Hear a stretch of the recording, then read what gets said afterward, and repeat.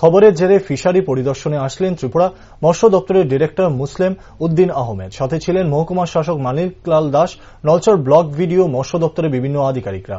প্রতি বছর মাছ মরছে 20 লক্ষ টাকার, মাথায় হাত চাষিদের। Sonamura Thakurmura Padmadepa fishery and multiple fish hatchery নামে একটি গ্রুপ দীর্ঘ 6 বছর ধরে মাছ চাষ করে আসছে।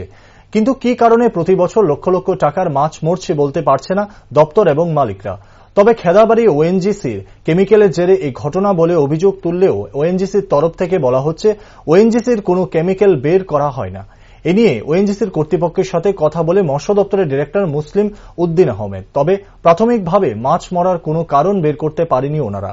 ফিশারি জল এবং মাছ পরীক্ষা নিরীক্ষা করার পরে বেরিয়ে আসবে মাছ মরার আসল তথ্য। এখন দেখার বিষয় পরীক্ষার পর কি কারণ বেরিয়ে আসে। উদ্দেশ্যটা কি ছিল? মূল উদ্দেশ্যটা হলো যে আমি পত্রপত্রিকায় দেখলাম যে পদ্মডেপার প্রচুর মাছ মারা যাচ্ছে, যে ওএনজিসি থেকে এক জাতীয় কেমিক্যাল বেরোচ্ছে, বের হয়ে এটা এখানে মাছের ক্ষতি করছে এবং এই বছর নাকি সবচেয়ে বেশি মারা গেছে। আমি দেখলাম কিছু পচা মাছ, এগুলি এদের অনেক লস হচ্ছে। 6-7 টন মাছ মরে গেছে।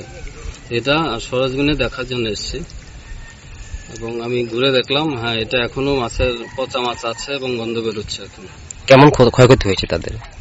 যেটা ওনাদের হিসাব মতো যেটা গেছে 6-7 টন মাছ মারা গেছে। এটা বিশাল ক্ষতি। প্রায় 250 টাকা করে মিনিমাম রেট, যেটা রেঞ্জ মাছের রেট যেটা হচ্ছে 250 টাকা করে কেজি হলেও প্রায় 20 লক্ষ টাকা করে মাছ ওদের ক্ষতি হয়েছে। কি পদক্ষেপ থাকবে এখন আপনাদের? এখন এই বিষয়টা আমরা ওএনজিসি অথরিটির সঙ্গে যোগাযোগ করব। আমাদের এখানে সিভিল অ্যাডমিনিস্ট্রেশনের ডিএম সাহেব আছেন, ভিডিও আছেন, ওরাও দেখেছে বিষয়টা। আমরা ওএনজিসি অথরিটির সঙ্গে বিষয়টা টেক আপ করবো।